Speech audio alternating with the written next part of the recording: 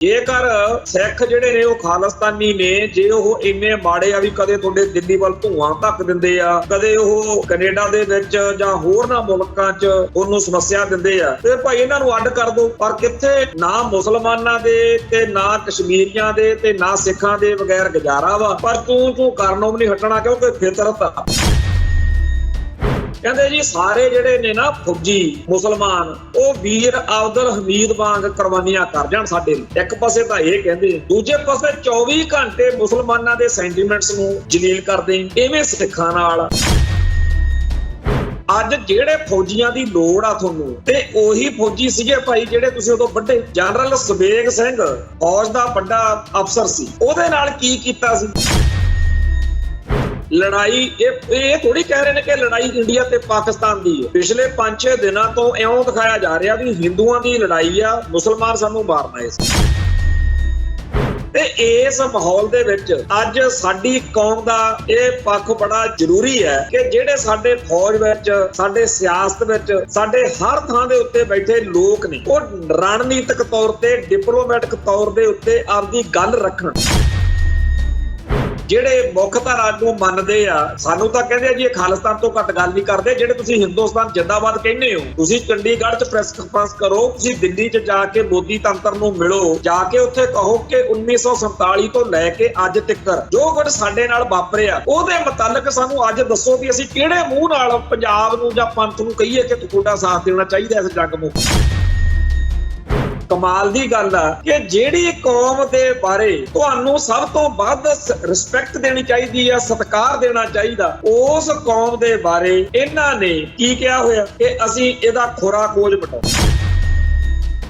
ਹੁਣ ਜਿਹੜੀ ਲੜਾਈ ਭਾਰਤ ਤੇ ਪਾਕਿਸਤਾਨ ਦੀ ਸੀ, ਉਹ ਤਾਂ ਬਣਾਤੀ ਗੋਦੀ ਮੀਡੀਆ ਨੇ ਤੇ ਮੋਦੀ ਤੰਤਰ ਨੇ ਹਿੰਦੂਆਂ ਤੇ ਸਿੱਖਾਂ ਦੀ, ਹਿੰਦੂਆਂ ਤੇ ਮੁਸਲਮਾਨਾਂ। ਤੇ ਜਿਹੜਾ ਹੁਣ ਹਿੰਦੂਆਂ ਵੱਲੋਂ ਲੜਨਾ ਚਾਹੁੰਦਾ ਭਾਈ ਲੜ ਲਵੇ, ਕਿਉਂਕਿ ਜਦੋਂ ਜੰਗ ਮੁੱਕੀ, ਇਹਨਾਂ ਨੇ ਮੀਡੀਆ ਵਾਲਿਆਂ ਨੇ, ਮੋਦੀ ਤੰਤਰ ਨੇ ਇਹੀ ਦਰਸਾਉਣਾ ਕਿ ਹਿੰਦੂਆਂ ਦੀ ਜਿੱਤ ਹੋਈ। ਤੇ ਸਿੱਖਾਂ ਬਾਰੇ ਕੀ ਕਹਿਣਾ, ਕੋਈ ਨਾ ਕੋਈ ਗੱਲ ਲੱਭ ਹੀ ਲੈਣੀ ਆ ਕਿ ਸਿੱਖਾਂ ਨੇ ਗਦਾਰੀ ਕੀਤੀ ਹੈ। ਟੀਵੀ 84 ਉੱਤੇ ਪ੍ਰੋਗਰਾਮ ਖਬਰ ਦੀ ਖਬਰ ਦੇਖ ਰਹੇ ਸਾਰੇ ਦਰਸ਼ਕਾਂ ਨੂੰ ਮੈਂ ਸਰਬਜੀਤ ਸਿੰਘ ਘੁਮਾਣ ਫਤਿਹ ਅਰਜ਼ ਕਰਦਾ ਜੀ। ਵਾਹਿਗੁਰੂ ਜੀ ਕਾ ਖਾਲਸਾ, ਵਾਹਿਗੁਰੂ ਜੀ ਕੀ ਫਤਿਹ। ਭਾਰਤੀ ਤੰਤਰ ਦਾ, ਗੋਦੀ ਮੀਡੀਆ ਦਾ ਜਿਹੜਾ ਮਾਹੌਲ ਸਿਰਜਿਆ ਹੋਇਆ, ਉਹਦੇ ਵਿੱਚ ਬੜੇ ਅਜੀਬੋ-ਗਰੀਬ ਜੇ ਰੰਗ ਰੂਪ ਉਗੜ ਰਹੇ ਨੇ। ਖੈਰ ਉਧਰਲੀ ਗੱਲ ਆਪਾਂ ਬਾਅਦ ਚ ਕਰਦੇ ਹਾਂ। ਪਹਿਲਾਂ ਇਹ ਆ ਕਿ ਹੁਣ ਪੂਰੀ ਚਰਚਾ ਛਿੜੀ ਹੋਈ ਹੈ ਕਿ ਅਗਲੇ 72 ਘੰਟਿਆਂ ਦੇ ਵਿੱਚ ਇੰਡੀਆ ਤੇ ਪਾਕਿਸਤਾਨ ਦੇ ਵਿਚਾਲੇ ਕੁਛ ਨਾ ਕੁਛ ਬੜਾ ਹੋਣੇ ਵਾਲਾ ਹੈ।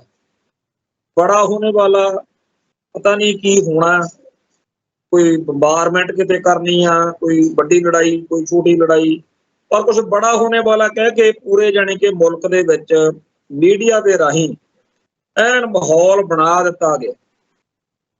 ਤੇ ਇਹਦੇ ਦੌਰਾਨ ਬਹੁਤ ਇਹਦੀ ਖਬਰਾਂ ਆ ਰਹੀਆਂ ਕਿ ਫਲਾਨਾ ਮੁਲਕ ਪਾਕਿਸਤਾਨ ਦੀ ਹਮਾਇਤ 'ਚ ਆ ਗਿਆ, ਫਲਾਨਾ ਮੁਲਕ ਇੰਡੀਆ ਦੀ ਹਮਾਇਤ ਵਿੱਚ ਆ ਗਿਆ। ਤੇ ਇਹੋ ਜਿਹੀਆਂ ਖਬਰਾਂ ਵੀ ਆ ਰਹੀਆਂ ਨੇ ਕਿ ਜਿਹੜੀਆਂ ਵਰਦੀਆਂ ਫੌਜੀ ਪਾਉਂਦੇ ਆ, ਉਹੋ ਜਿਹੀਆਂ ਬਾਜ਼ਾਰਾਂ ਦੇ ਵਿੱਚ ਵਿਕਣੀਆਂ ਬੰਦ ਕਰ ਦਿੱਤੀਆਂ ਗਈਆਂ ਨੇ। ਤੇ ਇਹ ਵੀ ਖਬਰਾਂ ਆ ਰਹੀਆਂ ਨੇ ਕਿ ਜੇ ਚਾਈਨਾ ਨੇ ਵਿੱਚ ਕੋਈ ਦਖਲਅੰਦਾਜ਼ੀ ਕੀਤੀ ਤਾਂ ਅਮਰੀਕਾ ਨੇ ਵਿਚਾਲੇ ਪੰਗਾ ਲੈਣਾ। ਤੇ ਵਿੱਚ ਵਿਚਾਲੇ ਇਹੋ ਜਿਹੀਆਂ ਗੱਲਾਂ ਵੀ ਚੱਲੀ ਜਾਂਦੀਆਂ ਨੇ ਕਿ ਕਿਤੇ ਇਹ ਨਾ ਹੋਵੇ ਕਿ ਪਹਿਲਾਂ ਬਹੁਤ ਸਾਰੇ ਮੁਲਕ ਪਾਕਿਸਤਾਨ ਤੋਂ ਪਰਾਂ ਰਹਿਣ ਦਾ ਦਿਖਾਵਾ ਕਰਨ ਵੀ ਅਸੀਂ ਤਾਂ ਨਹੀਂ ਇਹਦੀ ਗੱਲ ਚਾਹੁੰਦੇ, ਤੇ ਬਾਅਦ ਵਿੱਚ ਜਿਵੇਂ ਰੂਸ ਤੇ ਯੂਕਰੇਨ ਦੀ ਇੱਕ ਲੰਮੀ ਲੜਾਈ ਕਿੰਨੇ ਚਿਰ ਤੋਂ ਲਮਕੀ ਜਾਂਦੀ ਆ, ਉਹੋ ਜਿਹਾ ਯੱਬ ਨਾ ਪੈ ਜੇ ਵੀ ਇੰਡੀਆ ਤੇ ਪਾਕਿਸਤਾਨ ਜਿਹੜੇ ਆ ਇਹ ਇੱਕ ਲਮਕਵੀਂ ਵੱਡੀ ਨਾ ਮੁੱਕਣ ਵਾਲੀ ਜੰਗ ਦੇ ਵਿੱਚ ਉਲਝ ਜਾਣ। ਉਹ ਇਹ ਸਾਰੀਆਂ ਗੱਲਾਂ ਬਾਤਾਂ ਐਵੇਂ ਚੱਲਦੀਆਂ ਰਹਿਣੀਆਂ ਨੇ ਜਿੰਨਾ ਟਾਈਮ, ਜਿੰਨਾ ਵਕਤ ਕੋਈ ਕੰਪਲੀਟ ਤੇ ਕੋਈ ਕੰਕਰੀਟ ਐਕਸ਼ਨ ਜਿਹੜਾ ਉਹ ਸਾਹਮਣੇ ਨਹੀਂ ਆਉਂਦਾ। ਪਰ ਜਿਹੜੀ ਗੱਲ ਇਸ ਮੁਲਕ ਦੇ ਵਿੱਚ ਇਸ ਮੌਕੇ ਪੰਪ ਜਿਹਾ ਮਾਰਿਆ ਜਾ ਰਿਹਾ ਸਿੱਖਾਂ ਨੂੰ, ਤੇ ਬਹੁਤ ਸਾਰੇ ਇਹੋ ਜਿਹੇ ਬੰਦੇ ਜਿਨ੍ਹਾਂ ਨੂੰ ਵਿਚਾਰਿਆਂ ਨੂੰ ਪਤਾ ਸੁਤਾ ਹੁੰਦਾ ਨਹੀਂ, ਜਾਂ ਚੇਤਾ ਨਹੀਂ ਹੁੰਦਾ ਤੇ ਉਹ ਕਦੇ ਕਦੇ ਉਬਾਲਾ ਜਿਹਾ ਮਾਰ ਜਾਂਦੇ ਆ। ਭਾਰਤ ਮਾਤਾ ਕੀ ਜੈ ਵਾਲਾ ਬੁਖਾਰ ਜਿਹਾ ਜਦੋਂ ਚੜ੍ਹਦਾ, ਉਹਨਾਂ ਦੇ ਹੇਠਾਂ ਫਿਰ ਆਮ ਲੋਕ ਉਹਨਾਂ ਨੂੰ ਚੇਤਾ ਕਰਾਉਂਦੇ ਆ ਕਿ ਭਾਈ ਸਾਹਿਬ 1984 ਵੇਲੇ ਜਿਹੜੀ ਆਪਣੇ ਨਾਲ ਹੋਈ ਸੀ ਉਹਦਾ ਆਪਾਂ ਹਿਸਾਬ ਕਰ ਲਿਆ। ਮੇਰਾ ਇਹ ਗੱਲ ਕਹਿਣ ਤੋਂ ਭਾਵ ਇਹ ਹੈ ਕਿ 1947 ਤੋਂ 1984 ਤੱਕ ਭਾਰਤ ਨੇ ਸਿੱਖਾਂ ਨਾਲ ਬਹੁਤ ਮਾੜੀ ਕੀਤੀ, ਅੱਤ ਮਾੜੀ ਕੀਤੀ, ਪਰ ਉਹਦਾ ਅਸਰ ਸਿੱਖ ਕੌਮ ਦੇ ਵਿੱਚ ਉਸ ਤਰੀਕੇ ਦਾ ਨਹੀਂ ਸੀ ਜਿਸ ਤਰੀਕੇ ਦਾ ਹੁਣ 1984 ਤੋਂ ਬਾਅਦ ਹੋਈ ਜਵਾਨ ਪੀੜ੍ਹੀ ਆ ਜਿਹੜੀ ਇਸ ਮੌਕੇ ਜਿਨ੍ਹਾਂ ਦੀ ਉਮਰ 30 ਤੋਂ 40-50 ਸਾਲ ਤੱਕ ਆ, ਉਹਦੇ ਰੰਗ ਰੂਪ ਹੀ ਹੋਰ ਨੇ, ਬਿਲਕੁਲ ਹੀ ਅਗਲੇ ਲੱਤ ਨਹੀਂ ਜੀ ਲਾਉਂਦੇ। ਸੋਸ਼ਲ ਮੀਡੀਆ ਦਾ ਜ਼ਮਾਨਾ, ਜਦੋਂ ਵੀ ਕਿਤੇ ਦਿਖਦਾ ਵੀ ਇਹਨੂੰ ਭਾਰਤ ਮਾਤਾ ਦਾ ਬੁਖਾਰ ਜਿਹਾ ਚੜ ਰਿਹਾ, ਉਸੇ ਸਿੱਖ ਨੂੰ ਜਦ ਹੀ ਪੱਟਾਂ ਤੋਂ ਚੱਕ ਲੈਂਦੇ ਆ ਤੇ ਕੌਡੀ ਕੌਡੀ ਕਰਕੇ ਸਿੱਟ ਲੈਂਦੇ। ਇਸ ਮਾਹੌਲ ਦੇ ਵਿੱਚ ਹੁਣ ਅਗਲੇ ਜਦੋਂ ਕੋਈ ਕਹਾਣੀ ਜੀ ਛੇੜ ਕੇ ਕਹਿੰਦੇ ਆ ਵੀ ਸਾਡੀ ਪੰਜਾਬ ਜਿਹੜਾ ਹੈ ਉਹ ਸ਼ਾਹ ਰਾਗ ਹੈ, ਸਿੱਖ ਬੜੇ ਬਹਾਦਰ ਨੇ, ਤੇ ਨਾਲ ਦੀ ਨਾਲ ਹੀ ਜਵਾਬ ਜਿਹੜਾ ਹੈ ਉਹਨੂੰ ਦੇਣ ਦੀ ਜਿਹੜੀ ਰਵਾਇਤ ਆ ਉਹ ਸ਼ੁਰੂ ਹੋ ਜਾਂਦੀ ਹੈ। ਹੈਰਾਨੀ ਦੀ ਗੱਲ ਇਹ ਆ ਕਿ ਜਿਹੜਾ ਕੈਨੇਡਾ ਦੇ ਵਿੱਚ ਮਾਰਕ ਕਰਨੀ ਉੱਥੇ ਪ੍ਰਧਾਨ ਮੰਤਰੀ ਬਣਨ ਜਾ ਰਿਹਾ, ਲਿਬਰਲ ਪਾਰਟੀ ਜਿਹੜੀ ਜਿੱਤੀ ਹੈ, ਜਿਹੜਾ ਉੱਥੇ ਟਰੂਡੋ ਦੀ ਪਾਰਟੀ ਦੁਆਰਾ ਜਿੱਤੀ ਹੈ, ਇਸ ਗੱਲ ਦੇ ਮੁਤਲਕ ਵੀ ਬੜੇ ਅਜੀਬ ਜਿਹੇ ਵਿਚਾਰ ਜਿਹੜੇ ਆ ਉਹ ਸਾਹਮਣੇ ਆ ਰਹੇ।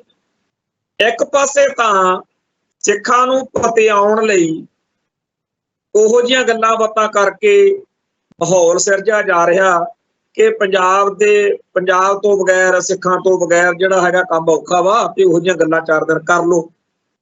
ਲੋਕ ਕਾਰਟੂਨ ਜੇ ਵੀ ਬਣਾ ਕੇ ਪਾ ਰਹੇ ਨੇ ਵੀ ਆਮ ਦਿਨਾਂ 'ਚ ਉਹੀ ਲੋਕ ਕਹਿੰਦੇ ਹੁੰਦੇ ਆ ਤੁਸੀਂ ਅੱਤਵਾਦੀ ਹੋ, ਖਾਲਿਸਤਾਨੀ ਹੋ, ਹੁਣ ਕਹਿੰਦੇ ਆ ਤੁਸੀਂ ਦੇਸ਼ ਭਗਤ ਬੜੇ ਵੱਡੇ ਹੋ। ਉਹ ਇੱਕ ਪਾਸੇ ਤਾਂ ਸਿੱਖਾਂ ਨੂੰ ਪਤਿਆਉਣ ਲਈ ਕਹਿੰਦੇ ਆ ਵੀ ਇਹ ਜੀ ਬੰਦੇ ਬੜੇ ਵਧੀਆ ਨੇ, ਪੁਰਾਣੀਆਂ ਗੱਲਾਂ ਜੀਆਂ ਜੰਗਾਂ ਯੁੱਧਾਂ ਦੀਆਂ ਸੁਣਾ ਕੇ ਹੋਰ ਕਈ ਇਧਰੋਂ ਉਧਰੋਂ ਜੋੜ ਕੇ ਪੂਰਾ ਮਾਹੌਲ ਸਿਰਜ ਰਹੇ।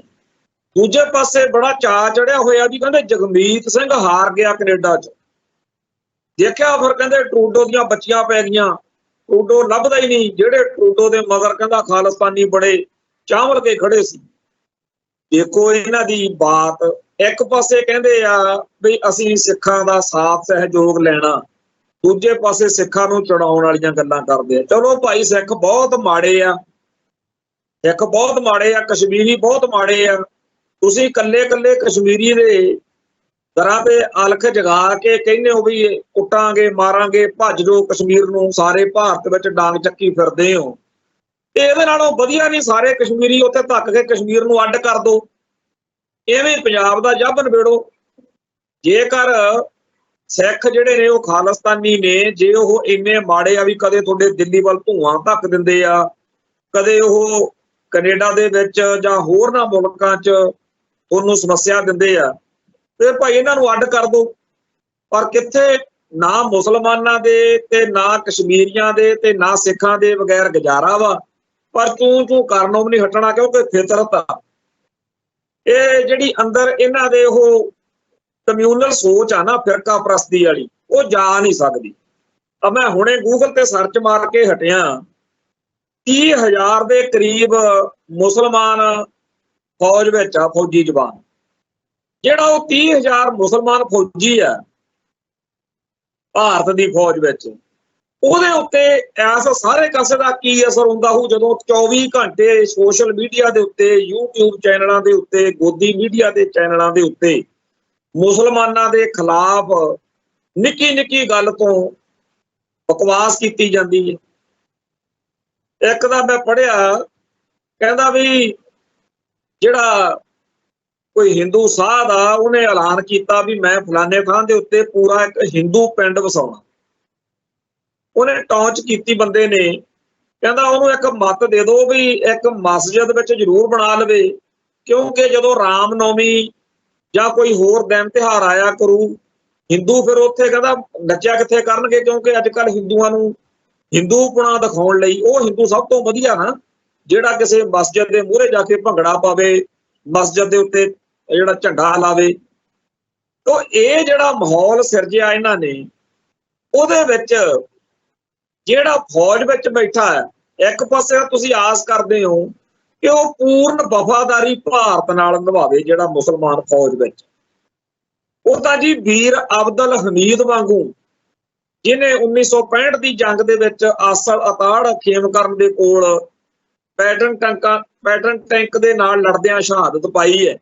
ਕਹਿੰਦੇ ਜੀ ਸਾਰੇ ਜਿਹੜੇ ਨੇ ਨਾ ਫੌਜੀ ਮੁਸਲਮਾਨ, ਉਹ ਵੀਰ ਅਬਦੁਲ ਹਮੀਦ ਵਾਂਗ ਕੁਰਬਾਨੀਆਂ ਕਰ ਜਾਣ ਸਾਡੇ ਲਈ।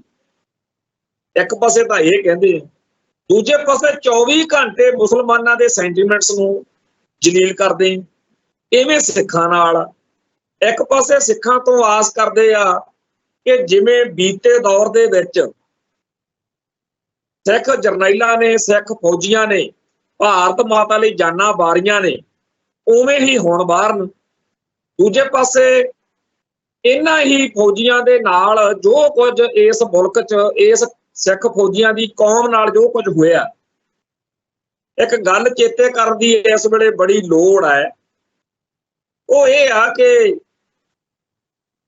1984 ਦੇ ਨਵੰਬਰ ਮਹੀਨੇ ਇੱਕ ਰੇਲ ਗੱਡੀ ਦੇ ਵਿੱਚ ਬਹੁਤ ਸਾਰੇ ਫੌਜੀ, ਜਿਵੇਂ ਆਮ ਰੂਟੀਨ 'ਚ ਛੁੱਟੀਆਂ ਮਿਲਦੀਆਂ ਲੋਕ ਆਉਂਦੇ ਜਾਂਦੇ ਨੇ, ਉਹ ਕਿਤੇ 31 ਅਕਤੂਬਰ ਦੇ ਨੇੜੇ ਤੇੜੇ ਜਦੋਂ ਇੰਦਰਾ ਗਾਂਧੀ ਨੂੰ ਸੋਧਾ ਲੱਗਿਆ, ਉਹ ਕਿਤੇ ਰੇਲ ਗੱਡੀ ਦਿੱਲੀ ਦੇ ਨੇੜੇ ਤੇੜੇ ਸੀਗੀ ਤੇ ਉੱਥੇ ਘੇਰ ਕੇ ਸਿੱਖ ਫੌਜੀ ਜਿਹੜੇ ਆ, ਉਹ ਨਗਲੋਈ ਸ਼ਾਇਦ ਉਹਦਾ ਸ਼ਹਿਰ ਦਾ ਜਗ੍ਹਾ ਦਾ ਨਾਮ ਆ, ਉੱਥੇ ਇਹਨਾਂ ਨੇ ਰੇਲ ਚੋਂ ਕੱਢ ਕੇ ਮਾਰੇ। ਨਾ ਤਾਂ ਉਹਨਾਂ ਦਾ ਮੁਲਕ ਦੀ ਕੋਈ ਸਿਆਸਤ ਨਾਲ ਸੰਬੰਧ ਸੀ, ਉਹਨਾਂ ਫੌਜੀਆਂ ਦਾ ਨਾ ਇੰਦਰਾ ਗਾਂਧੀ ਦੇ ਕਤਲ ਨਾਲ ਕੋਈ ਸੰਬੰਧ ਸੀ, ਪਰ ਰੇਲ ਗੱਡੀ ਦੇ ਵਿੱਚ ਛੁੱਟੀ ਕੱਟਣ ਜਾ ਰਹੇ ਜਾਂ ਛੁੱਟੀ ਕੱਟ ਕੇ ਆ ਰਹੇ ਫੌਜੀਆਂ ਨੂੰ ਜਦੋਂ ਇਸ ਮੁਲਕ ਦੇ ਇਹ ਜਿਹੜੇ ਹਿੰਦੂ ਵੀਰ ਸੀ ਯੋਧੇ, ਇਹ ਜਦੋਂ ਉਸ ਟਾਈਮ ਕਤਲ ਕਰ ਰਹੇ ਸੀ, ਉਸ ਟਾਈਮ ਤਾਂ ਇਹਨਾਂ ਨੂੰ ਕਿਸੇ ਨੇ ਰੋਕਿਆ ਟੋਕਿਆ ਨਹੀਂ, ਇਹਨਾਂ ਨੂੰ ਕੋਈ ਸ਼ਰਮ ਆਈ ਨਹੀਂ।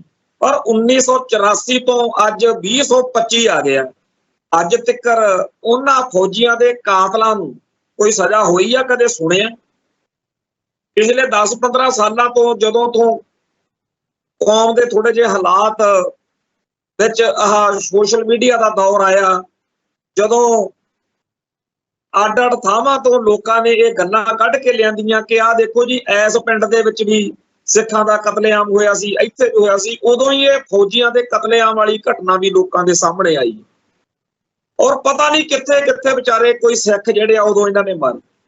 ਅੱਜ ਜਿਹੜੇ ਫੌਜੀਆਂ ਦੀ ਲੋੜ ਆ ਤੁਹਾਨੂੰ, ਤੇ ਉਹੀ ਫੌਜੀ ਸੀਗੇ ਭਾਈ ਜਿਹੜੇ ਤੁਸੀਂ ਉਦੋਂ ਵੱਢੇ। ਜਨਰਲ ਸਵੇਗ ਸਿੰਘ ਫੌਜ ਦਾ ਵੱਡਾ ਅਫਸਰ ਸੀ, ਉਹਦੇ ਨਾਲ ਕੀ ਕੀਤਾ ਸੀ? ਜਦੋਂ ਤਾਂ 1971 ਦੀ ਜਿਹੜੀ ਬੰਗਲਾਦੇਸ਼ ਬਣਾਉਣ ਵਾਲੀ ਸਾਰੀ ਕਹਾਣੀ ਆ, ਉਹਦੇ ਵਿੱਚ ਉਹਦਾ ਰੋਲ ਦੇਖਦੇ ਆ, ਜਾਂ ਉਸ ਤੋਂ ਪਹਿਲਾਂ ਉਹਦੀ ਸਰਵਿਸ ਦੇਖਦੇ ਆ ਜਨਰਲ ਸਵੇਗ ਸਿੰਘ ਦੀ, ਬੇਮਿਸਾਲ। ਪਰ ਜਦੋਂ ਉਸ ਸ਼ਖਸ ਨੇ ਜਿਹਨੇ ਆਪਦੀ ਸਾਰੀ ਨੌਕਰੀ ਇਮਾਨਦਾਰੀ ਨਾਲ ਕੀਤੀ, ਉਹਦੇ ਉੱਤੇ ਝੂਠੇ ਦੋਸ਼ ਲਾ ਕੇ ਜਲੀਲ ਕਰਕੇ ਉਹਨੂੰ ਫਾਰਗ ਕੀਤਾ, ਤੇ ਫਿਰ ਉਹ ਆਪਦੀ ਕੌਮ ਨਾਲ ਨਿਭਿਆ। ਇਹ ਗੱਲ ਚੰਗੀ ਹੀ ਹੋਈ ਕਿ ਉਹ ਦੋਨੇ ਰੂਪ ਦੇਖ ਗਿਆ ਤੇ ਬਾਕੀਆਂ ਨੂੰ ਮੱਤ ਦੇ ਗਿਆ। ਜਨਰਲ ਸਵੇਗ ਸਿੰਘ ਅੱਜ ਸਾਡੀ ਕੌਮ ਦੇ ਸ਼ਹੀਦ ਨੇ। ਅੱਜ ਉਹਨਾਂ ਦੀ ਫੋਟੋ ਕੇਂਦਰੀ ਸਿੱਖ ਅਜਾਇਬ ਘਰ 'ਚ ਲੱਗੀ ਹੋਈ ਹੈ। ਜੇ ਉਹ ਇਕੱਲੇ ਭਾਰਤ ਦੀ ਸੇਵਾ ਕਰਕੇ ਇਸ ਦੁਨੀਆ ਤੋਂ ਚਲੇ ਜਾਂਦੇ ਤਾਂ ਜਿਹੜਾ ਸਤਿਕਾਰ ਅੱਜ ਮਿਲਿਆ ਨਾ ਤਾਂ ਉਹ ਮਿਲਣਾ ਸੀ। ਅੱਜ ਉਹ ਦਰਬਾਰ ਸਾਹਿਬ ਦੇ ਵਿੱਚ ਉਸੇ ਭਾਰਤੀ ਹਕੂਮਤ ਨਾਲ ਲੜਦੇ ਹੋਏ ਸ਼ਹੀਦੀ ਪਾ ਗਏ, ਜਿਹੜੀ ਹਕੂਮਤ ਦੀ ਉਹਨਾਂ ਨੇ ਨੌਕਰੀ ਕੀਤੀ ਸੀ। ਜਿਸ ਹਕੂਮਤ ਵੱਲੋਂ ਲੜਦਿਆਂ ਉਹਨਾਂ ਨੇ ਬੰਗਲਾਦੇਸ਼ ਦੀ ਜਿਹੜੀ ਸਿਰਜਣਾ ਹੋਈ ਆ, ਉਸ ਸਾਰੇ ਘਟਨਾਕ੍ਰਮ 'ਚ ਆਪਦੀ ਜ਼ਿੰਮੇਵਾਰੀ, ਡਿਊਟੀ ਆਪਦੀ ਨਿਭਾਈ, ਫਰਜ਼ ਨਿਭਾਇਆ। ਤੇ ਉਸ ਥਾਂ ਦੇ ਉੱਤੇ ਚੇਤੇ ਕਰੋ, ਜਦੋਂ ਉਸ ਸ਼ਖਸ ਨੂੰ ਪੂਰੀ ਇਮਾਨਦਾਰੀ ਨਾਲ ਨੌਕਰੀ ਕਰਨ ਦੇ ਬਾਵਜੂਦ ਜਲੀਲ ਕੀਤਾ ਗਿਆ, ਜਦੋਂ ਉਹਨੂੰ ਇਸ ਗੱਲ ਦੀ ਸਜ਼ਾ ਦਿੱਤੀ ਗਈ ਕਿ ਸਿੱਖ ਹੋ ਕੇ ਐਡਾ ਮਾਣ ਕਿਵੇਂ ਲੈ ਜੀ। ਤੇ ਉਸ ਸ਼ਖਸ ਨੇ ਫਿਰ ਅਹਿਦ ਕੀਤਾ, ਸ਼ੁਕਰ ਕੀਤਾ ਵਾਹਿਗੁਰੂ ਦਾ ਕਿ ਮੈਨੂੰ ਇਹਨਾਂ ਦੀ ਹਿੰਦੂ ਕੱਟੜਵਾਦੀਆਂ ਦੀ ਫਿਰਕੂ ਜਿਹੜੀ ਨਫ਼ਰਤ ਵਾ ਸਿੱਖੀ ਨਾਲ, ਸਿੱਖਾਂ ਨਾਲ, ਉਹਦੇ ਤੂੰ ਦਿਦਾਰੇ ਕਰਵਾਤੇ ਸੱਚੇ ਪਾਤਸ਼ਾਹ, ਪਰ ਹੁਣ ਮੈਂ ਕੌਮ ਨਾਲ ਨਿਭੂ। ਇਹ ਗੱਲ ਮੈਂ ਹੋਰ ਵੀ ਕਈ ਪ੍ਰਸੰਗਾਂ 'ਚ ਕਹਿੰਦਾ ਹਾਂ। ਆਪਣੇ ਕਈ ਭਰਾ ਕਹਿੰਦੇ ਆ ਜੀ 1947 ਮੌਕੇ ਗਲਤੀ ਹੋ। ਮੈਂ ਕਹਿੰਦਾ ਆਪਾਂ ਇਤਿਹਾਸ ਵਿੱਚ ਜਿਹੜਾ ਮੁਗਲ ਕਾਲ ਵੇਲੇ ਇਸਲਾਮ ਨੂੰ ਮੁਸਲਮਾਨ ਜਿਹੜੇ ਉਹਨਾਂ ਨਾਲ ਆਪਣਾ ਬਾਹ ਪੈ ਗਿਆ, ਆਪਾਂ ਉਹਨਾਂ ਦਾ ਕੱਚ ਸੱਚ ਦੇਖ ਲਿਆ।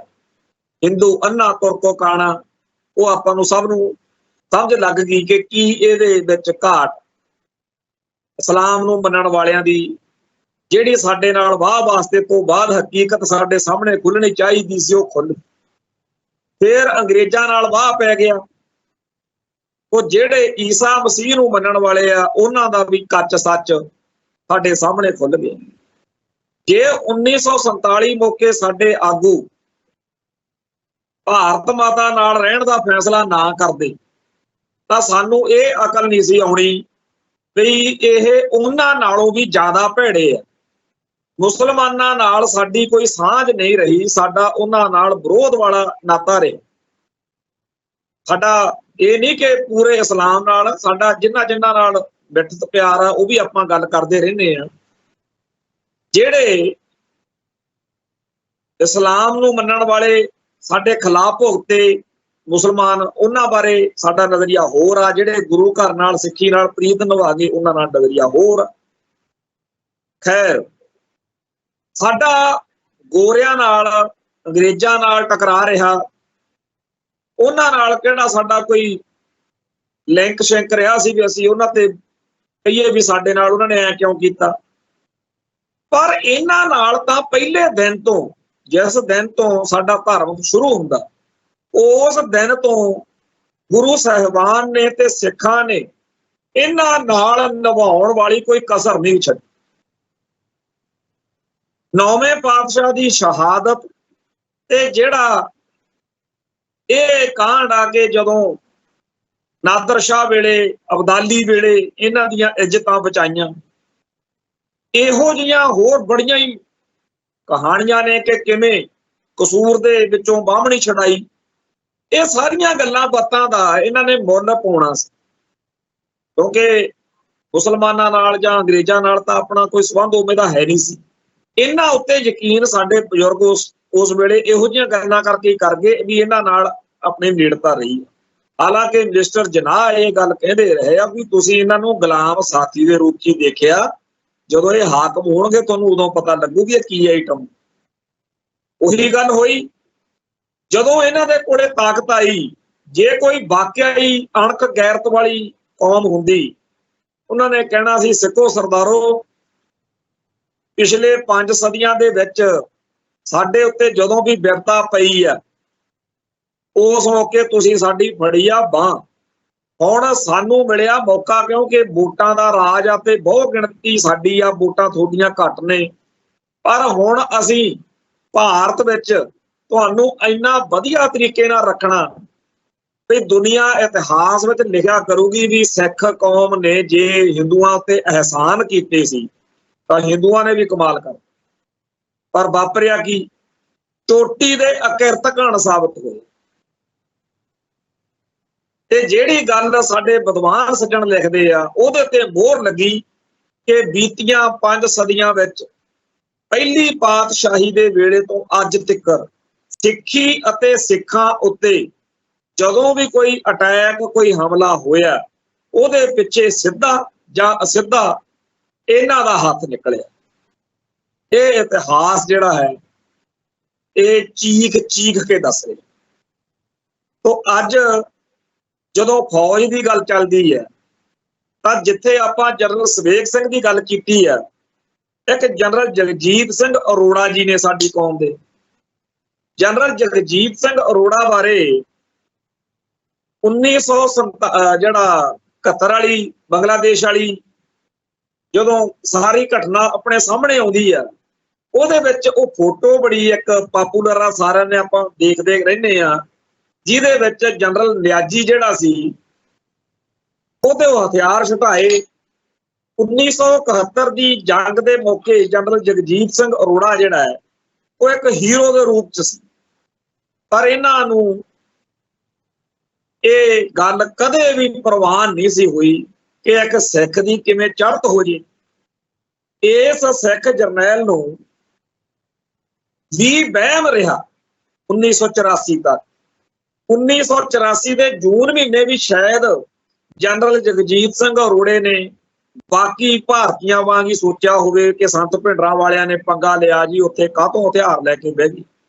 ਪਰ ਜਦੋਂ ਨਵੰਬਰ 1984 ਨੂੰ ਵਹਿਸ਼ੀ ਹਿੰਦੂ ਭੀੜਾਂ ਨੇ ਸਾਰੇ ਭਾਰਤ ਵਿੱਚ ਸਿੱਖਾਂ ਦਾ ਨਸਲਕੁਸ਼ੀ ਕੀਤੀ, ਕਤਲੇਆਮ ਕੀਤਾ, ਉਦੋਂ ਜਨਰਲ ਜਗਜੀਤ ਸਿੰਘ ਅਰੋੜਾ ਜਿਹੜਾ ਸੀ ਉਹਨੂੰ ਇੱਕ ਮੁਸਲਮਾਨ ਦੋਸਤ ਦੇ ਘਰੇ ਲੁਕ ਕੇ ਆਪਦੀ ਇੱਜ਼ਤ ਤੇ ਆਪਦੀ ਜਾਨ ਬਚਾਉਣੀ ਪਈ। ਇਤਿਹਾਸ ਦਾ ਕਿੱਡਾ ਕੋਝਾ ਇੱਕ ਪ੍ਰਸੰਗ ਹੈ ਕਿ ਇੱਕ ਸਿੱਖ ਜਿਹੜਾ ਹੈ ਜਿਹਨੇ 1971 ਦੀ ਜੰਗ ਮੌਕੇ ਬਹੁਤ ਵੱਡੀ ਪ੍ਰਤਿਭਾ, ਬਹੁਤ ਵੱਡਾ ਸਤਿਕਾਰ ਹਾਸਲ ਕੀਤਾ ਹੋਵੇ, ਉਹ ਆਪਦੇ ਮੁਲਕ ਦੇ ਵਿੱਚ ਆਪਦੇ ਜਿਨ੍ਹਾਂ ਨੂੰ ਆਪਦੇ ਸਮਝਦਾ ਸੀ ਉਹਨਾਂ ਤੋਂ ਜਾਨ ਲੁਕਾਉਂਦਾ ਹੋਇਆ ਲੁਕਦਾ ਕਿਹਦੇ ਕੋਲ ਆ? ਇੱਕ ਮੁਸਲਮਾਨ ਦੇ ਘਰੇ। ਉਹ ਦੋ ਫੋਟੋਆਂ ਹਰੇਕ ਸਿੱਖ ਦੇ ਘਰੇ ਨਾ, ਖਾਸ ਤੌਰ ਤੇ ਜਿਹੜੇ ਸਾਡੇ ਫੌਜ ਵਿੱਚ ਉਹਨਾਂ ਦੇ ਘਰੇ ਜ਼ਰੂਰ ਹੋਣੀਆਂ ਚਾਹੀਦੀਆਂ ਨੇ।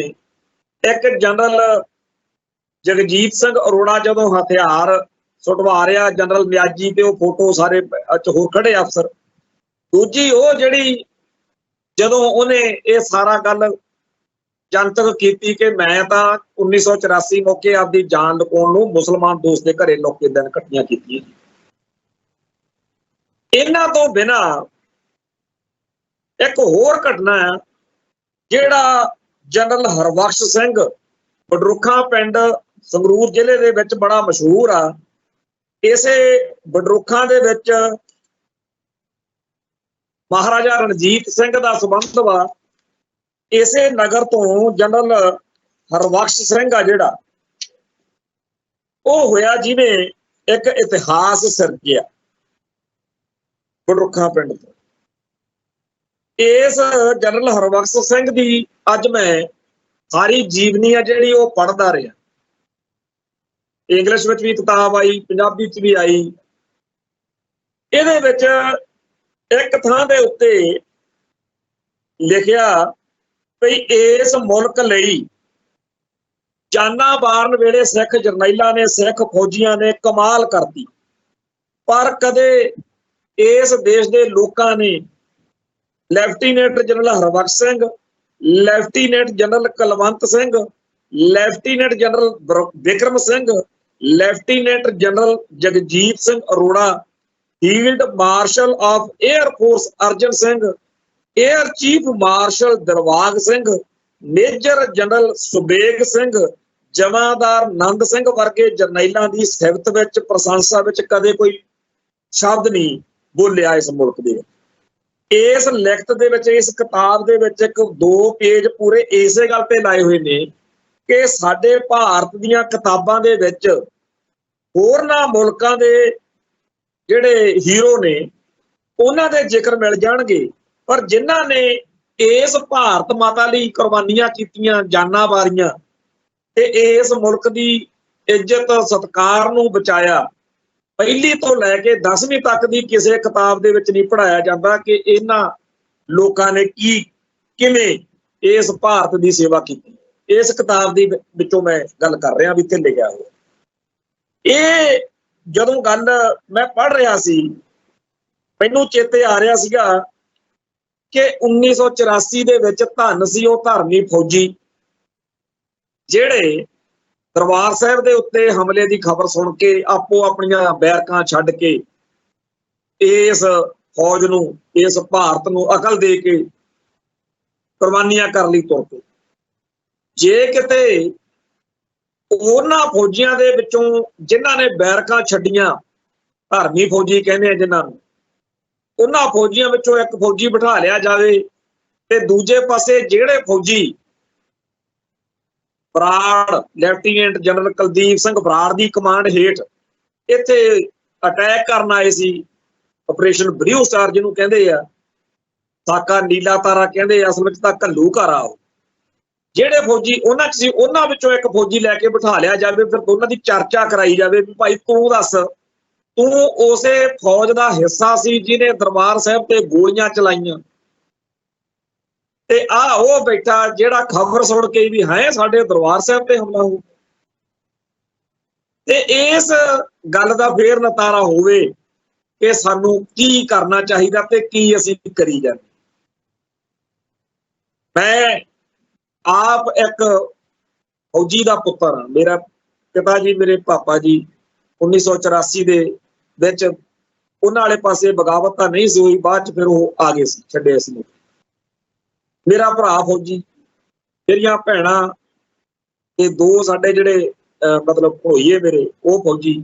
ਇੱਕ ਵਾਰੀ ਜਦੋਂ ਭਾਈ ਜਗਤਾਰ ਸਿੰਘ ਹਵਾਰਾ ਗ੍ਰਿਫਤਾਰ ਹੋਏ ਆ 8 ਜੂਨ 2005 ਨੂੰ, ਉਦੋਂ ਮੈਨੂੰ ਤੇ ਭਾਈ ਕੰਵਰਪਾਲ ਸਿੰਘ ਨੂੰ ਇੱਥੇ ਅੰਮ੍ਰਿਤਸਰੋਂ ਫੜ ਲਿਆ। ਸਾਨੂੰ ਮਾਲ ਮੰਡੀ ਜਦੋਂ ਫਾਈਲ ਬਣਾਉਣ ਲੱਗੇ ਤੇ ਅਫਸਰ ਜਿਹੜਾ ਇੰਟੈਰੋਗੇਟਰ ਸੀ ਉਹ ਪੁੱਛਣ ਲੱਗਿਆ, ਪ੍ਰਤਾਪ ਸਿੰਘ ਸੀ ਉਹਦਾ ਨਾਮ ਅਫਸਰ ਦਾ, ਤੁਹਾਡੇ ਪਿਤਾ ਜੀ ਕੀ ਕੰਮ ਕਰਦੇ ਆ? ਮੈਂ ਕਿਹਾ ਜੀ ਐਕਸ ਸਰਵਿਸਮੈਨ। ਕਹਿੰਦਾ ਕਿੰਨੇ ਭਰਾ? ਮੈਂ ਕਿਹਾ ਜੀ 2। ਦੂਜਾ? ਮੈਂ ਕਿਹਾ ਜੀ ਉਹ ਐਕਸ ਸਰਵਿਸਮੈਨ। ਕਹਿੰਦਾ ਭੈਣਾਂ? ਮੈਂ ਕਿਹਾ ਜੀ 3 ਨੇਗੀਆਂ। ਵਿਆਹੀਆਂ ਕਿੰਨੀਆਂ? 2। ਕਹਿੰਦਾ ਭਣੋਈਏ? ਮੈਂ ਕਿਹਾ ਜੀ ਦੋਨੇ ਐਕਸ ਸਰਵਿਸਮੈਨ। ਕਹਿੰਦਾ ਸਾਰੀ ਤੁਹਾਡੀ ਰਿਸ਼ਤੇਦਾਰੀ ਫੌਜ ਚ, ਤੇ ਤੂੰ ਕਿਹੜੇ ਪਾਸੇ ਆ ਗਿਆ? ਮੈਂ ਕਿਹਾ ਜੀ ਉਹਨਾਂ ਨੇ ਹੀ ਇਸ ਗੱਲ ਤੇ ਫਖਰ ਕੀਤਾ ਤੇ ਉਹਨਾਂ ਨੇ ਇਸ ਗੱਲ ਤੋਰਿਆ, ਤੇ ਹੁਣ ਨੌਕਰੀ ਜ਼ਰੂਰ ਕਰਨੀ ਪੈ ਰਹੀ ਆ ਕਿਉਂਕਿ ਮਜਬੂਰੀ ਦਾ ਨਾਂ ਮਹਾਤਮਾ ਗਾਂਧੀ ਆ, ਪਰ ਸਾਨੂੰ ਸਾਰਿਆਂ ਨੂੰ ਇਸ ਗੱਲ ਦਾ ਫਖਰ ਆ, ਸਾਡੇ ਪਰਿਵਾਰ ਨੂੰ, ਕਿ ਅਸੀਂ ਆਪਦਾ ਫਰਜ਼ ਨਿਭਾ ਰਹੇ। ਸੋ ਨੌਕਰੀ ਕਰਦਿਆਂ ਵਕਤ ਬੜੇ ਲੋਕ ਸਾਡੇ ਇਤਿਹਾਸ ਦੇ ਵਿੱਚ ਹੋਏ ਨੇ ਜਿਨ੍ਹਾਂ ਨੇ, ਆਪਾਂ ਅਰਦਾਸ ਵਿੱਚ ਪੜ੍ਹਦੇ ਆ ਨਾ, ਜੇਕਰ ਚਰਖੜੀਆਂ ਤੇ ਚੜਾਏ ਗਏ, ਉਹਨਾਂ ਦਾ ਇਤਿਹਾਸ ਕੀ ਦੱਸਦਾ ਕਿ ਬੇਸ਼ੱਕ ਉਹ ਲਾਹੌਰ ਦਰਬਾਰ ਦੇ ਵਿੱਚ ਮੁਲਾਜ਼ਮ ਸੀ, ਸ਼ਹਿਬਾਜ਼ ਸਿੰਘ ਤੇ ਸੁਬੇਗ ਸਿੰਘ ਜੀ, ਪਰ ਉਹਨਾਂ ਨੇ ਧਰਮ ਪਿਆਰਾ ਕੀਤਾ। ਇਵੇਂ ਹੀ ਆ ਜਿਹੜਾ ਹੁਣ ਸੰਘਰਸ਼ ਚੱਲ ਰਿਹਾ, ਇਹਦੇ ਵਿੱਚ ਬੇਅੰਤ ਇਹੋ ਜਿਹੇ ਫੌਜੀ ਨੇ, ਬੇਅੰਤ ਪੁਲਿਸ ਵਾਲੇ। ਜਨਰਲ ਲਾਭ ਸਿੰਘ ਵੀ ਪੁਲਿਸ ਵਿੱਚ ਸੀ ਪਹਿਲਾਂ, ਭਾਈ ਦਿਲਾਵਰ ਸਿੰਘ, ਬਲਵੰਤ ਸਿੰਘ ਰਾਜੋਆਣਾ, ਹੋਰ ਬੇਅੰਤ ਨੇ। ਬੜੀ ਵੱਡੀ ਇੱਕ ਲਿਸਟ ਵਾ, ਜਦੋਂ ਮੈਂ ਕਦੇ ਕਦੇ ਦੇਖਦਾ ਤਾਂ ਬੜਾ ਆਨੰਦ ਆਉਂਦਾ ਕਿ ਇਹਨਾਂ ਨੇ ਵੀ ਇਹ ਸੋਚਿਆ ਕਿ ਅਸੀਂ ਆਪਦੇ ਨਿਆਣੇ ਕਿਵੇਂ ਪਾਲਾਂਗੇ, ਸਾਡੇ ਘਰ ਦਾ ਕੀ ਹੋਊਗਾ। ਇਹਨਾਂ ਨੇ ਉਦੋਂ ਧਰਮ ਪਿਆਰਾ ਕੀਤਾ। ਆ ਜਿਹੜਾ PAP ਫਲੌਰ ਦੇ ਵਿੱਚ ਕਾਂਡ ਹੋਏ ਨੇ, ਉਹ ਪੰਜਾਬ ਪੁਲਿਸ ਵਾਲਿਆਂ ਦੀ ਸਹਿਮਤੀ ਬਗੈਰ ਕਿਤੇ ਗੋਬਿੰਦਰਾ ਵਾਲਾ ਕੰਮ ਹੋ ਸਕਦਾ ਸੀ। ਇੱਕ ਉੱਥੇ ਸੂਰੀ ਹੁੰਦਾ ਸੀ ਅਫਸਰ, ਉਹ ਵੀ ਦਿਲਬਾਗ ਨਾਂ ਦਾ ਇੱਕ ਮੁਲਾਜ਼ਮ ਸੀਗਾ, ਦਿਲਬਾਗ ਸਿੰਘ, ਉਹਦੇ ਰਾਹੀਂ ਉਹ ਕੰਮ ਹੋਇਆ ਸੀ। ਸੋ ਇਸ ਕਿਤਾਬ ਨੂੰ, ਜਿਹਨੂੰ ਜਨਰਲ ਹਰਬਖਸ਼ ਸਿੰਘ ਬਾਰੇ ਜਦੋਂ ਮੈਂ ਪੜ੍ਹ ਰਿਹਾ ਸੀ, ਇੱਕ ਥਾਂ ਦੇ ਉੱਤੇ ਇੱਕ ਘਟਨਾਕ੍ਰਮ ਹੈ ਜਿਹਨੂੰ ਪੜ੍ਹਨ ਦੀ ਬੜੀ ਲੋੜ ਹੈ।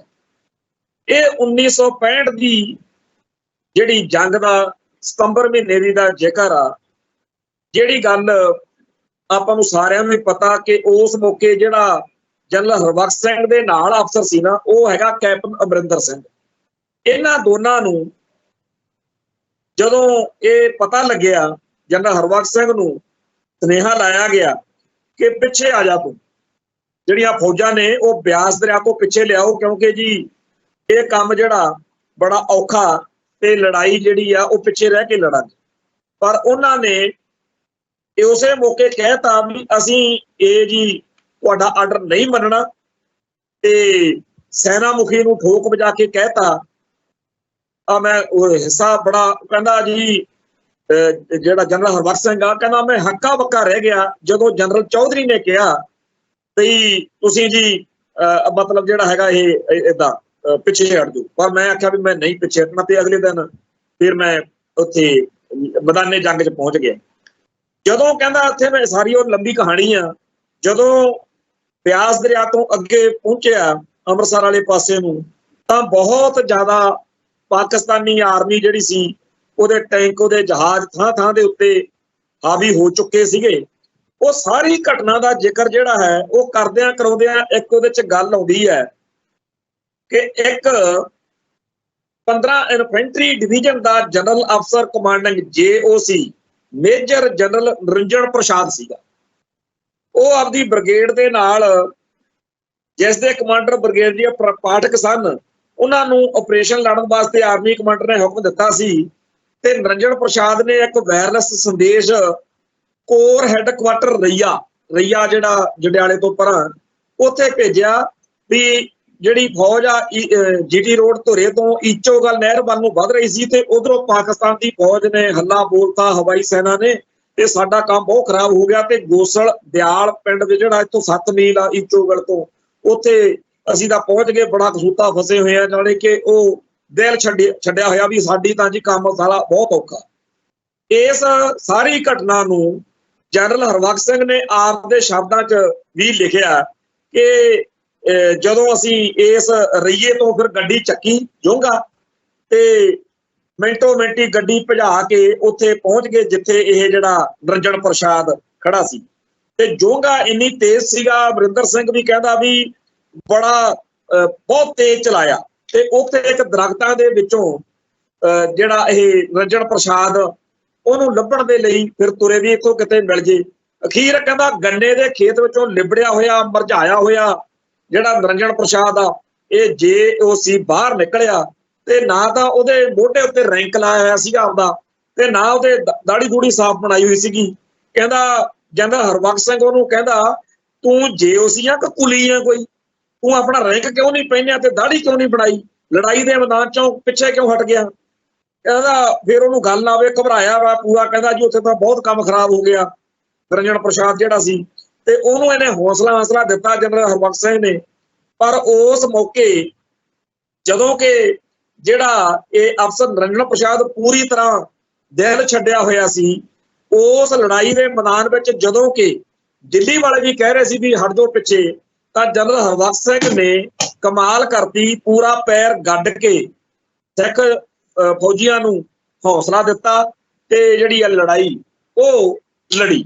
ਇਸ ਮੌਕੇ ਜਦੋਂ ਇਹ ਸਾਰਾ ਭਾਣਾ ਵਾਪਰਿਆ, ਇਹਦਾ BBC ਦੇ ਇੱਕ ਇਹਦੇ ਤੇ ਮੈਂ ਪੜ੍ਹ ਰਿਹਾ ਸੀਗਾ ਵੀ ਫਿਰ ਸਾਰੀ ਇਸ ਗੱਲ ਦੇ ਦੌਰਾਨ ਜਦੋਂ ਉਹਨੇ ਹਰਬਖਸ਼ ਸਿੰਘ ਨੇ ਪੁੱਛਿਆ ਵੀ ਤੇਰੇ ਨਾਲ ਦੇ ਬੰਦੇ ਕਿੱਥੇ ਆ ਨਿਰੰਜਨ ਪ੍ਰਸਾਦ, ਤੇ ਉਹ ਕਹਿੰਦਾ ਜੀ ਉਹ ਤਾਂ ਜੀ ਮਾਰੇ ਗਏ।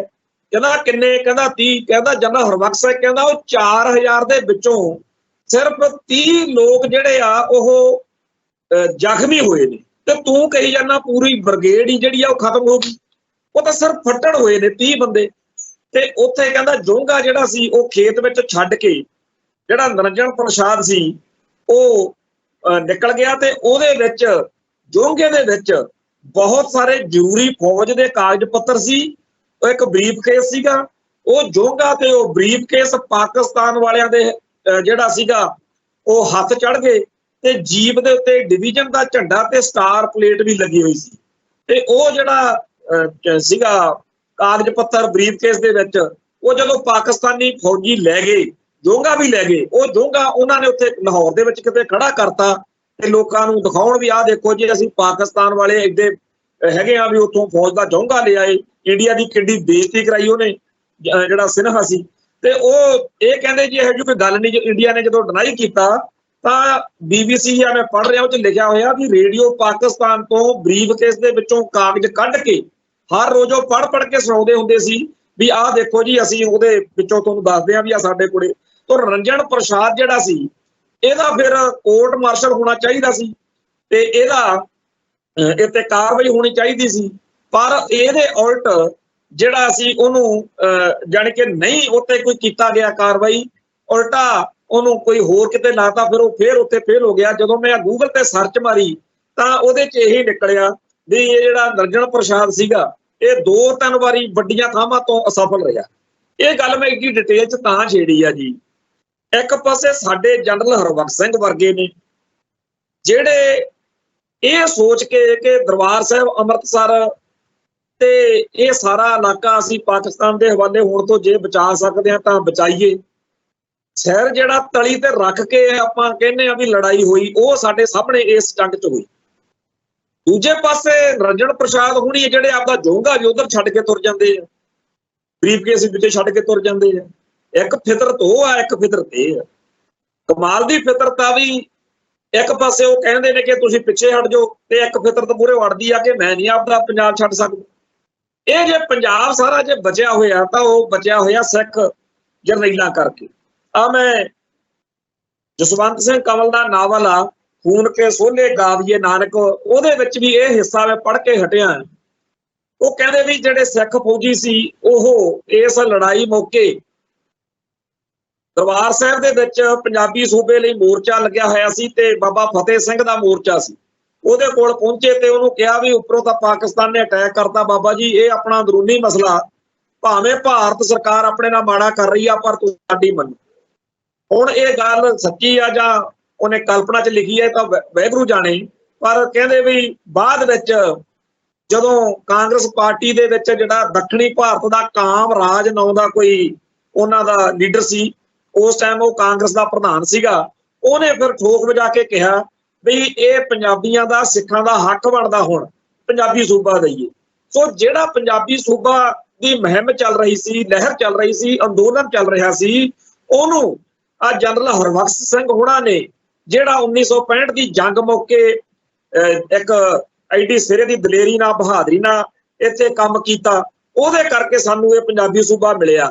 ਪਰ ਗਾਹਾਂ ਜਿਹੜੇ ਦੇਣ ਵਾਲੇ ਸੀ ਉਹਨਾਂ ਨੇ ਕੀ ਕਦਰ ਪਾਈ, ਕਹਿੰਦੇ ਜੀ ਛੇਤੀ ਕਿਤੇ ਤਾਂ ਮਿਲਦਾ ਨਹੀਂ, ਪਰ ਜੇ ਮਿਲ ਗਿਆ ਤਾਂ ਇਹੋ ਜਿਹਾ ਬਣਾਵਾਂਗੇ ਪੰਜਾਬੀ ਸੂਬਾ ਵੀ ਸਿੱਖਾਂ ਦੀਆਂ ਆਉਣ ਵਾਲੀਆਂ ਪੁਸ਼ਤਾਂ ਚੀਕਾਂ ਮਾਰਿਆ ਕਰਨਗੀਆਂ ਵੀ ਇਹਦੇ ਲਈ ਲੜੇ ਸੀ ਆਪਾਂ। ਤੇ ਅੱਜ ਉਹ ਹਾਲਾਤ ਸਾਡੇ ਸਾਹਮਣੇ ਆ।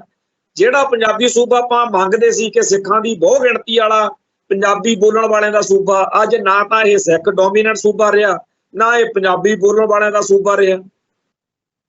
ਤੋ general Harbakhsh Singh, general Jagjit Singh Arora, general Shabeg Singh ਤੇ ਬੇਸ਼ੁਮਾਰ ਹੋਰ ਨੇ ਜਿਨ੍ਹਾਂ ਨੇ ਸਾਡੇ ਸਾਹਮਣੇ ਅੱਜ ਦੇ ਫੌਜੀਆਂ ਦੇ ਲਈ ਇੱਕ ਉਦਾਹਰਨ, ਇੱਕ ਐਗਜ਼ਾਮਪਲ ਸੈੱਟ ਕੀਤੀ। ਹੁਣ ਜਿਹੜੇ ਇਹ ਇਹਨਾਂ ਦਿਨਾਂ 'ਚ ਸਾਨੂੰ ਮਤਾਂ ਦੇਣ ਲੱਗੇ ਹੋਏ ਨੇ, ਕੀ ਕਹਿ ਰਹੇ ਨੇ ਕਿ ਜੀ ਲੜਾਈ, ਇਹ ਥੋੜੀ ਕਹਿ ਰਹੇ ਨੇ ਕਿ ਲੜਾਈ ਇੰਡੀਆ ਤੇ ਪਾਕਿਸਤਾਨ ਦੀ ਹੈ। ਪਿਛਲੇ 5-6 ਦਿਨਾਂ ਤੋਂ ਇਉਂ ਦਿਖਾਇਆ ਜਾ ਰਿਹਾ ਵੀ ਹਿੰਦੂਆਂ ਦੀ ਲੜਾਈ ਆ, ਮੁਸਲਮਾਨ ਸਾਨੂੰ ਮਾਰਨ ਆਏ ਸੀ, ਹਿੰਦੂ ਮੁਸਲਮਾਨ ਲੜਾਈ ਹੈ। ਹੁਣ ਬੇਸ਼ੱਕ ਸਿਆਸੀ ਤੌਰ ਦੇ ਉੱਤੇ ਇਹਨਾਂ ਦੇ ਵਿਰੋਧੀ ਹੋਣ ਦੇ ਨਾਤੇ ਕਾਂਗਰਸ ਪਾਰਟੀ ਵਾਲੇ ਵੀ ਇਹਨਾਂ ਨੂੰ ਘੇਰ ਰਹੇ ਨੇ ਕਿ ਤੁਸੀਂ ਲੜਾਈ ਹਿੰਦੂ ਮੁਸਲਿਮ ਦੀ ਬਣਾਤੀ। ਤੇ ਇਸ ਮਾਹੌਲ ਦੇ ਵਿੱਚ ਅੱਜ ਸਾਡੀ ਕੌਮ ਦਾ ਇਹ ਪੱਖ ਬੜਾ ਜ਼ਰੂਰੀ ਹੈ ਕਿ ਜਿਹੜੇ ਸਾਡੇ ਫੌਜ ਵਿੱਚ, ਸਾਡੇ ਸਿਆਸਤ ਵਿੱਚ, ਸਾਡੇ ਹਰ ਥਾਂ ਦੇ ਉੱਤੇ ਬੈਠੇ ਲੋਕ ਨੇ, ਉਹ ਰਣਨੀਤਿਕ ਤੌਰ ਤੇ, ਡਿਪਲੋਮੈਟਿਕ ਤੌਰ ਦੇ ਉੱਤੇ ਆਪਦੀ ਗੱਲ ਰੱਖਣ। ਇਸ ਵੇਲੇ ਸਾਡੀ ਗੱਲ ਜਿਹੜੀ ਆ ਉਹ ਇੱਕ ਇਹੋ ਜਿਹੇ ਪੱਧਰ ਤੇ ਹੋਣੀ ਚਾਹੀਦੀ ਆ ਕਿ ਦੁਨੀਆ ਸਾਡੇ ਵੱਲ ਦੇਖੇ। ਜੇ ਅਸੀਂ ਇਹੋ ਜਿਹੇ ਮੌਕਿਆਂ ਤੇ ਵੀ ਗੱਲ ਨਹੀਂ ਕਰਨੀ, ਜੇ ਅਸੀਂ ਆਪਦੀ ਗੱਲ ਹੀ ਲੋਕਾਂ ਦੇ ਵਿੱਚ ਲੈ ਕੇ ਜਾਣੀ, ਤਾਂ ਫਿਰ ਜੋ ਕੁਝ ਸਾਡੇ ਨਾਲ ਵਾਪਰ ਰਿਹਾ ਤੇ ਫਿਰ ਆਪਣੇ ਬੰਦੇ ਕਹਿੰਦੇ ਜੀ ਸਿੱਖ ਨੌਜਵਾਨ ਹਥਿਆਰਬੰਦ ਉਹ ਪਾਸੇ ਤੁਰ ਪੈਂਦੇ। ਭਾਈ ਨੌਜਵਾਨੀ ਤਾਂ ਚਲੋ ਮੰਨ ਲਈ ਵੀ ਜਿਵੇਂ ਉਹਨਾਂ ਨੂੰ ਸਮਝ ਲੱਗਦੀ ਆ ਵਿਚਾਰੇ ਕਰ ਲੈਂਦੇ ਆ, ਪਰ ਜਿਹੜੇ ਬਹੁਤੇ ਸਿਆਣੇ ਬਣਦੇ ਆ ਉਹ ਅੱਜ ਦੀ ਤਰੀਕ ਵਿੱਚ ਹੀ ਗੱਲ ਕਹਿ ਲੈਣ। ਕੋਈ ਵਫਦ ਪੰਜਾਬ ਦੇ ਪੋਲੀਟੀਕਲ ਲੋਕਾਂ ਦਾ, ਕੋਈ ਇੱਥੇ ਪ੍ਰੈਸ ਕਾਨਫਰੰਸ ਜਿਹੜੇ ਮੁੱਖ ਧਾਰਾ ਨੂੰ ਮੰਨਦੇ ਆ, ਸਾਨੂੰ ਤਾਂ ਕਹਿੰਦੇ ਆ ਜੀ ਇਹ ਖਾਲਿਸਤਾਨ ਤੋਂ ਘੱਟ ਗੱਲ ਨਹੀਂ ਕਰਦੇ। ਜਿਹੜੇ ਤੁਸੀਂ ਹਿੰਦੁਸਤਾਨ ਜਿੰਦਾਬਾਦ ਕਹਿੰਦੇ ਹੋ, ਤੁਸੀਂ ਚੰਡੀਗੜ੍ਹ 'ਚ ਪ੍ਰੈਸ ਕਾਨਫਰੰਸ ਕਰੋ, ਤੁਸੀਂ ਦਿੱਲੀ 'ਚ ਜਾ ਕੇ ਮੋਦੀ ਤੰਤਰ ਨੂੰ ਮਿਲੋ, ਜਾ ਕੇ ਉੱਥੇ ਕਹੋ ਕਿ 1947 ਤੋਂ ਲੈ ਕੇ ਅੱਜ ਤੱਕ ਜੋ ਕੁਝ ਸਾਡੇ ਨਾਲ ਵਾਪਰਿਆ ਉਹਦੇ ਮੁਤਲਕ ਸਾਨੂੰ ਅੱਜ ਦੱਸੋ ਵੀ ਅਸੀਂ ਕਿਹੜੇ ਮੂੰਹ ਨਾਲ ਪੰਜਾਬ ਨੂੰ ਜਾਂ ਪੰਥ ਨੂੰ ਕਹੀਏ ਕਿ ਤੁਹਾਡਾ ਸਾਥ ਦੇਣਾ ਚਾਹੀਦਾ ਇਸ ਜੰਗ ਮੌਕੇ।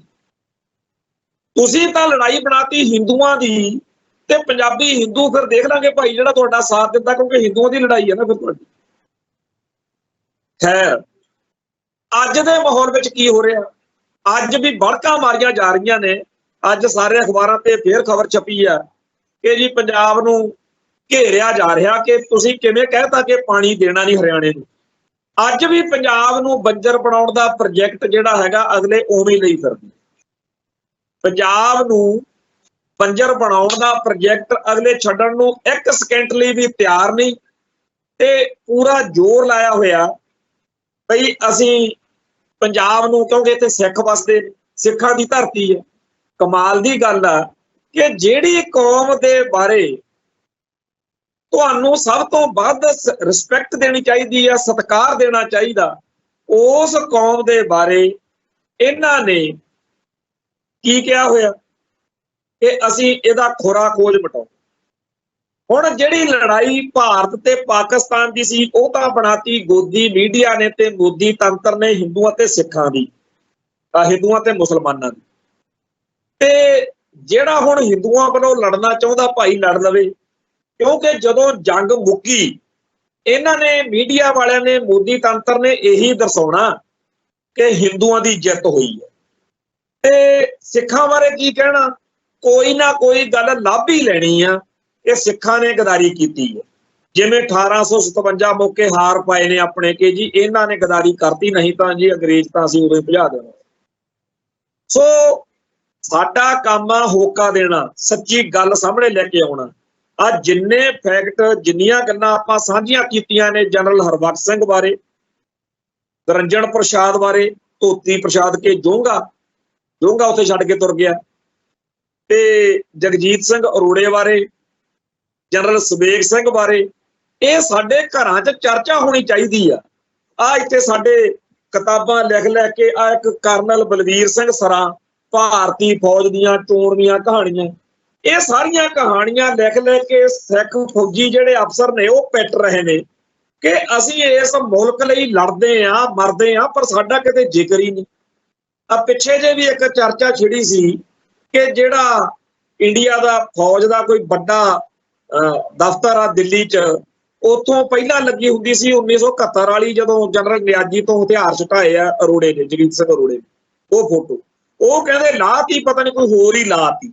ਤੋ ਜਿਹੜੇ ਆਪਣੀਆਂ ਫੋਟੋਆਂ ਤੱਕ ਨਹੀਂ ਬਰਦਾਸ਼ਤ ਕਰਨ ਨੂੰ ਤਿਆਰ ਜੀ, ਜਿਹੜੇ ਲੋਕ ਆਪਣੀ ਆਇਡੈਂਟੀਟੀ, ਆਪਣੀ ਹੋਂਦ ਹਸਤੀ ਦਾ ਖਾਤਮਾ ਕਰਨ ਦਾ ਅਹਿਦ ਕਰੀ ਫਿਰਦੇ ਆ, ਉਹਨਾਂ ਦੇ ਨਾਲ ਗੱਲ ਕਿਵੇਂ ਕਰਨੀ ਆ, ਇਹਦੀ ਸਾਨੂੰ ਡਿਪਲੋਮੈਟਿਕ ਪਹੁੰਚ ਜਿਹੜੀ ਆ ਉਹ ਬਣਾਉਣੀ ਪਊ। ਬਿਨਾਂ ਰੋਏ ਤੋਂ ਤਾਂ ਸਕੀ ਮਾਂ ਵੀ ਦੁੱਧ ਨਹੀਂ ਦਿੰਦੀ। ਸੋ ਬੋਲੀਏ, ਐਵੇਂ ਦੇਸ਼ ਭਗਤੀ ਦਾ ਬੁਖਾਰ ਜਿਹਾ ਚੜਾ ਕੇ ਵੀ ਜੀ ਆਪਾਂ ਕੀ ਕਰ ਸਕਦੇ ਆ, ਕੁਛ ਤਾਂ ਬੋਲੀਏ। ਜਦੋਂ ਤੱਕ ਆਪਣੇ ਜੀਵ ਜ਼ਬਾਨ ਜਿਹੜੀ ਆ, ਆਪਣਾ ਇੱਥੇ ਕਿਸੇ ਨਾਲ ਭਰਾ ਨਾਲ ਮਸਲਾ ਬਣ ਜੇ, ਕਿਸੇ ਨਾਲ ਵਿਚਾਰਕ ਮਤਭੇਦ ਹੋ ਜੇ, ਉਦੋਂ ਆਪਣੀ ਜ਼ਬਾਨ ਜਿਹੜੀ ਆ ਬੜੀ ਚੱਲਦੀ ਆ। ਪਰ ਆਪਦੀ ਕੌਮ ਲਈ ਕਿਉਂ ਨਹੀਂ ਬੋਲਣਾ, ਆਪਦੇ ਹਿੱਤਾਂ ਲਈ ਕਿਉਂ ਨਹੀਂ ਬੋਲਣਾ? ਕੌਮਾਂ ਦੇ ਪੱਕੇ ਦੋਸਤ ਨਹੀਂ ਹੁੰਦੇ, ਪੱਕੇ ਦੁਸ਼ਮਣ ਨਹੀਂ ਹੁੰਦੇ। ਨਾ ਸਾਡਾ ਹਿੰਦੂ ਪੱਕਾ ਦੁਸ਼ਮਣ ਆ, ਨਾ ਸਾਡਾ ਮੁਸਲਮਾਨ ਪੱਕਾ ਦੁਸ਼ਮਣ ਆ। ਸਾਡੇ ਹਿੱਤ ਨੇ। ਅੱਜ ਸਾਡੇ ਹਿੱਤ ਜਿਹੜੇ ਨੇ ਉਹ ਹਿੰਦੂ ਦੱਬੀ ਬੈਠਾ, ਤੇ ਸਾਡਾ ਅਤੇ ਮੁਸਲਮਾਨਾਂ ਦਾ ਇਸ ਮੌਕੇ ਸਾਂਝਾ ਦੁੱਖ ਵਾ। ਅਸੀਂ ਦੋਨੇ ਦਿੱਲੀ ਦੇ ਸਤਾਏ ਹੋਏ ਆ। ਇਸ ਮੌਕੇ ਤਾਂ ਜਿਹੜਾ ਭਾਰਤੀ ਈਸਾਈ ਆ ਉਹ ਵੀ ਬਜਰੰਗ ਦਲ ਵਾਲੀਆਂ, ਭਗਵਾ ਬ੍ਰਿਗੇਡ ਵਾਲੀਆਂ ਫੋਰਸਾਂ ਦਾ ਸਤਾਇਆ ਹੋਇਆ। ਸੋ ਇਸ ਮੌਕੇ ਜਿਹੜੀਆਂ ਘੱਟ ਗਿਣਤੀ ਕੌਮਾਂ ਜਾਂ ਬ੍ਰਾਹਮਣਵਾਦੀਆਂ ਸਤਾਈਆਂ ਹੋਈਆਂ ਇਸ ਖਿੱਤੇ 'ਚ ਬਸਦੀਆਂ ਹੋਰ ਨਸਲਾਂ, ਕੌਮਾਂ, ਧਰਮਾਂ ਦੇ ਲੋਕ ਨੇ, ਸਾਨੂੰ ਸਾਰਿਆਂ ਨੂੰ ਆਪਦੇ ਹਿੱਤਾਂ ਦੀ ਸਾਂਝ ਦੇ ਆਧਾਰ ਦੇ ਉੱਤੇ ਇਕਜੁੱਟ ਤੇ ਇਕਮੁੱਠ ਹੋਣਾ ਪੈਣਾ। ਨਹੀਂ ਤਾਂ ਅਗਲੇ ਕਹਿੰਦੇ ਨੇ ਬਈ ਸਾਰੀਆਂ ਕੌਮਾਂ ਦੇ ਵਿੱਚੋਂ ਥੋੜੇ ਥੋੜੇ ਬੰਦੇ ਪੱਟ ਲਓ ਤੇ ਆਪਦੀ ਜਿੱਤ ਆਪਦੀ ਬਣਾਓ ਕਿ ਹਿੰਦੂਆਂ ਨੇ ਫਿਰ ਫਲਾਣੇ ਥਾਂ ਤੇ ਆਹ ਜਿੱਤ ਹਾਸਲ ਕਰ ਲਈ, ਉਹ ਕਰ ਲਈ, ਫਿਰ ਕਿਤਾਬਾਂ ਜਾਂ ਲਿਖੀ ਜਾਣਗੇ ਕਿ ਜੀ ਆਇਆ ਤਾਂ ਅਸੀਂ ਵੀ ਸੀਗੇ, ਸਾਡਾ ਕਿਤੇ ਜ਼ਿਕਰ ਹੀ ਨਹੀਂ ਆਉਂਦਾ। ਸੋ ਸਾਰੇ ਤੱਥ, ਸਾਰੇ ਪੱਖ ਆਪਣੇ ਸਾਹਮਣੇ ਆ। ਜੇ ਫੇਰ ਵੀ ਆਪਾਂ ਝੂਠ ਦੇ ਮਗਰ ਲੱਗ ਕੇ, ਪਖੰਡ ਦੇ ਮਗਰ ਲੱਗ ਕੇ, ਦਫਾਂਗ ਦੇ ਮਗਰ ਲੱਗ ਕੇ, ਆ ਜਿਹੜਾ ਕੈਨੇਡਾ ਵਾਲਾ ਚੱਲ ਰਿਹਾ ਪ੍ਰਕਰਨ, ਉਸ ਗੱਲ ਨੇ ਤਾਂ ਸਾਰਾ ਕੁਛ ਹੀ ਇਹਦਾ ਨੰਗਾ ਕਰਤਾ ਵੀ ਇਹਨਾਂ ਨੂੰ ਕੋਈ ਨਹੀਂ ਹੈਗਾ ਕਿ ਸਿੱਖਾਂ ਦੀ ਲੋੜ ਆ ਜਾਂ ਸਿੱਖ ਸਾਡਾ ਇਸ ਜੰਗ 'ਚ। ਉਹ ਤਾਂ ਉੱਥੇ ਬੜੇ ਖੁਸ਼ ਨੇ, ਲੱਡੂ ਵੰਡਦੇ ਫਿਰਦੇ ਆ, ਡੀਜੇ ਲਾ ਕੇ ਭੰਗੜੇ ਪਾਉਂਦੇ ਫਿਰਦੇ ਆ ਕਿ ਸਿੱਖ ਜਿਹੜਾ ਜੀ ਜਗਜੀਤ ਸਿੰਘ ਹਾਰ ਗਿਆ। ਉਹ ਨਹੀਂ ਦੇਖਦੇ ਜਿਹੜੇ ਉੱਥੇ ਜਿੱਤ ਗਏ ਸਿੱਖ। ਉਹਦਾ ਬੜਾ ਜਿਹੜਾ ਹੈਗਾ ਇਹਨਾਂ ਦੇ ਮਨ ਵਿੱਚ ਹੈਗਾ ਕਿ ਜੀ ਉਹ ਜਗਜੀਤ ਸਿੰਘ ਜਿਹੜਾ ਉਹ ਹਾਰ ਗਿਆ। ਖੈਰ, ਕੱਲ ਫੇਰ ਆਪਾਂ ਮਿਲਾਂਗੇ। ਅੱਜ ਇੱਥੇ ਸਮਾਪਤੀ ਕਰਦੇ ਹਾਂ। ਨਾਨਕ ਨਾਮ ਚੜ੍ਹਦੀ ਕਲਾ, ਤੇਰੇ ਪਾਣੇ ਸਰਬੱਤ ਦਾ ਭਲਾ। ਵਾਹਿਗੁਰੂ ਜੀ ਕਾ ਖਾਲਸਾ, ਵਾਹਿਗੁਰੂ ਜੀ ਕੀ ਫਤਿਹ।